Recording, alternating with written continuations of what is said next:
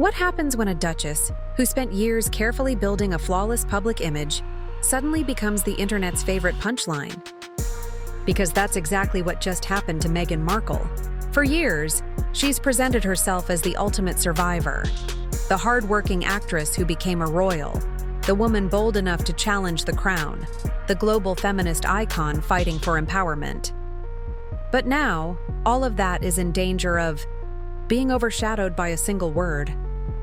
A word that doesn't just sting, it shatters everything she's tried to create. Yacht girl. At first, it was just gossip whispered on shady forums and gossip blogs.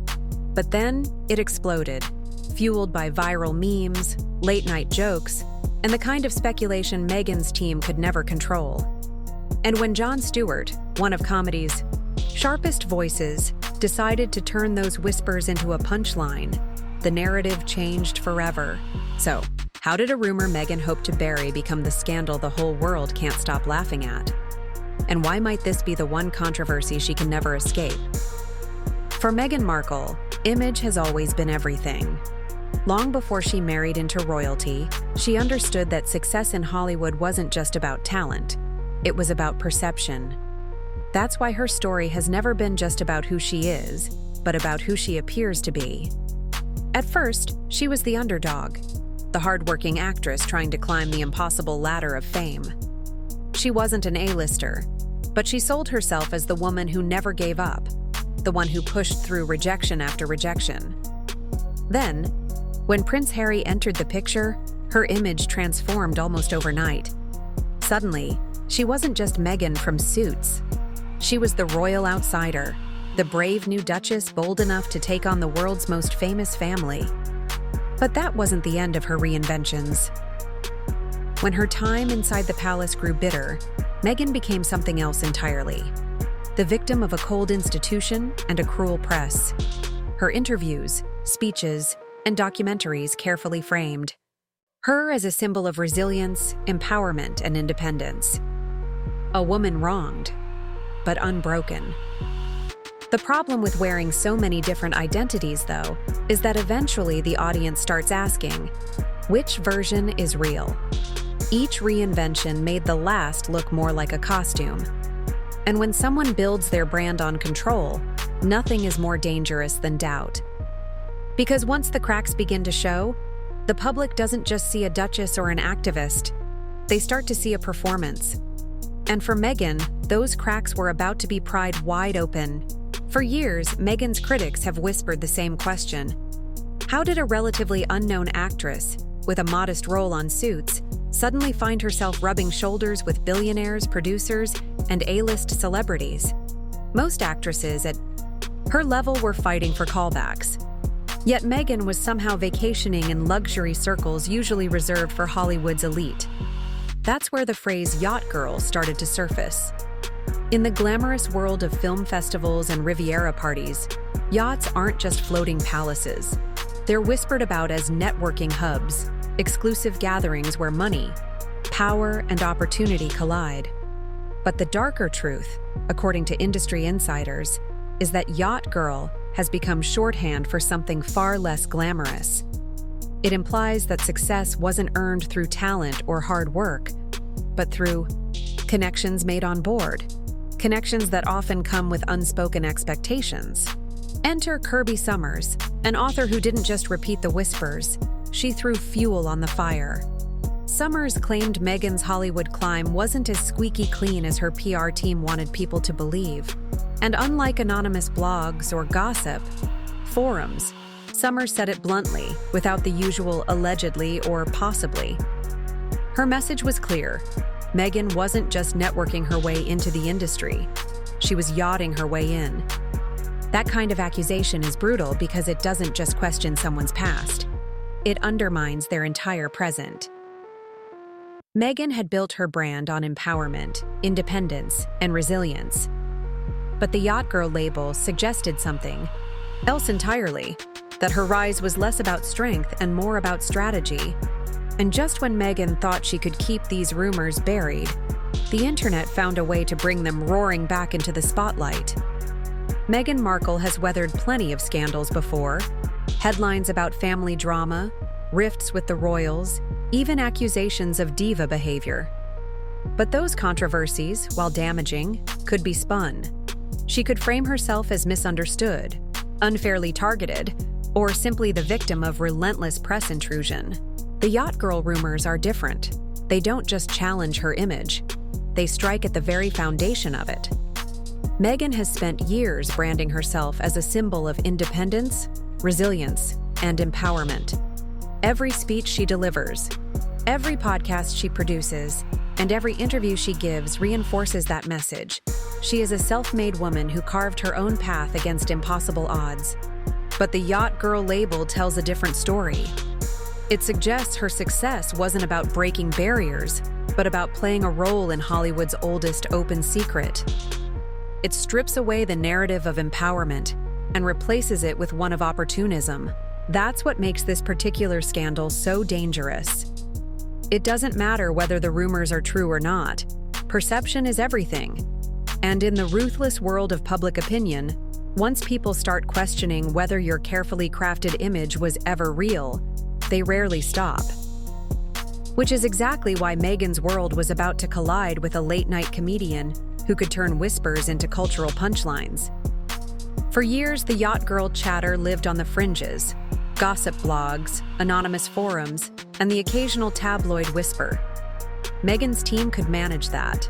They knew how to bury stories under polished interviews, glowing magazine covers, and carefully staged appearances.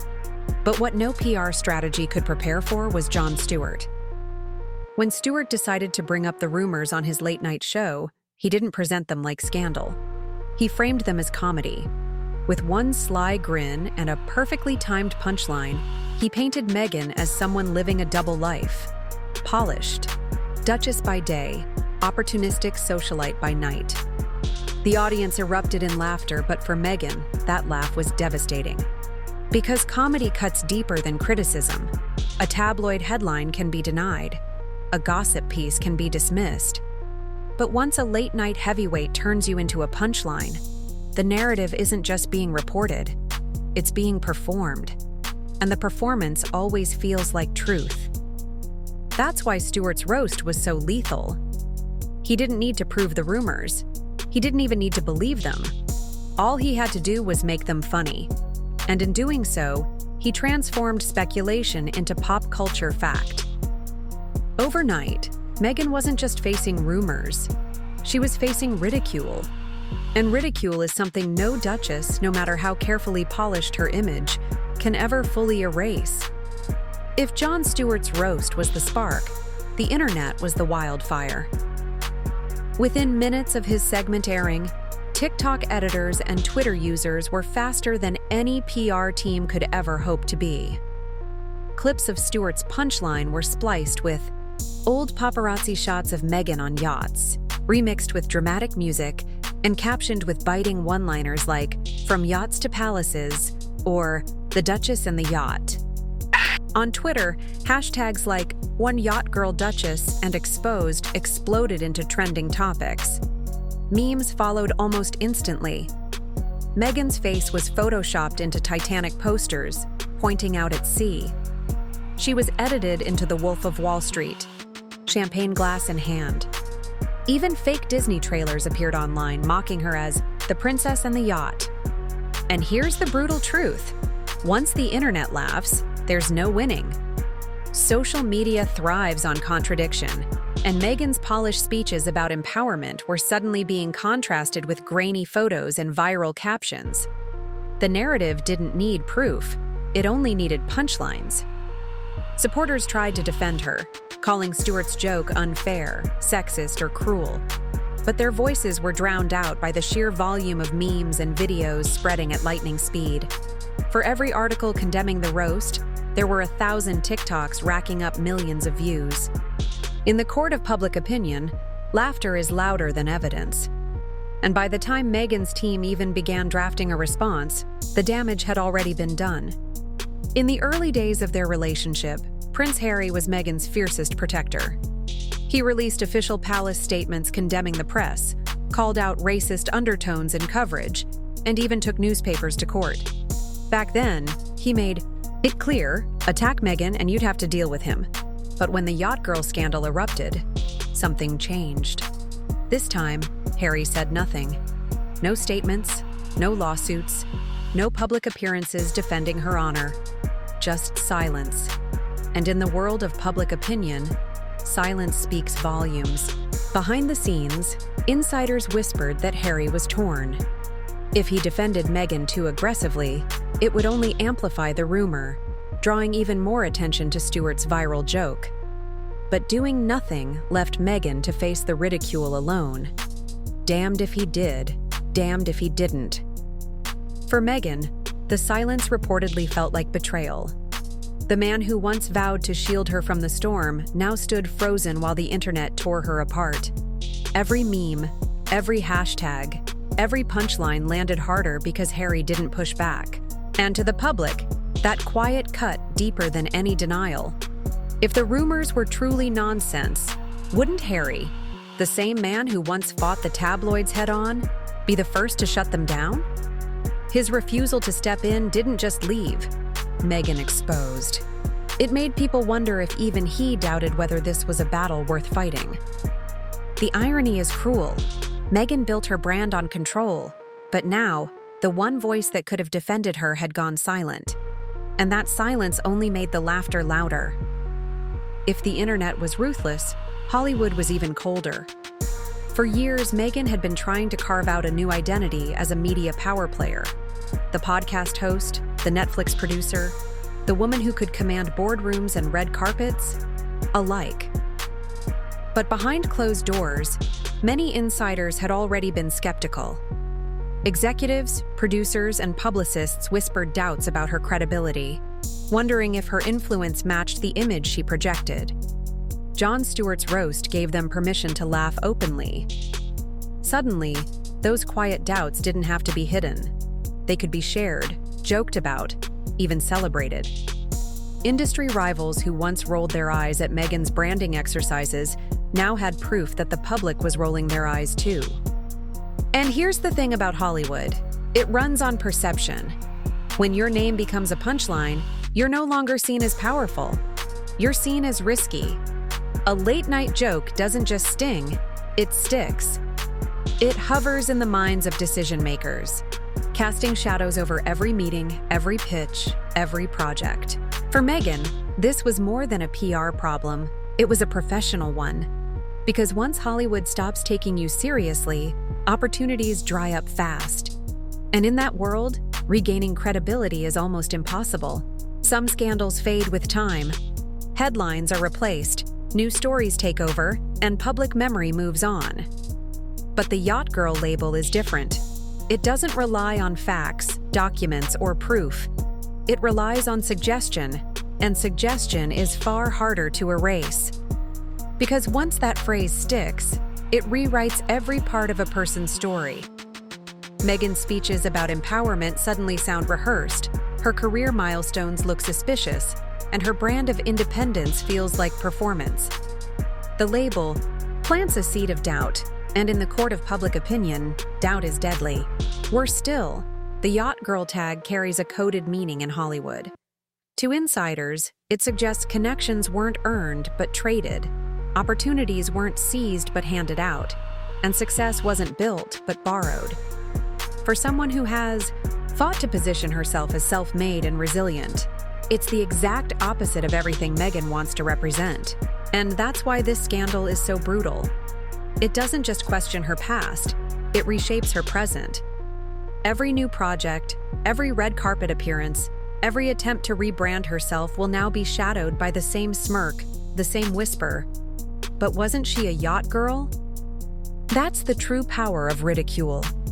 It lingers, echoing louder than statements, interviews, or PR spin. Meghan can release documentaries, launch brands, or give speeches, but none of it matters if the audience is already laughing. And thanks to one viral joke, laughter has become the soundtrack to her story.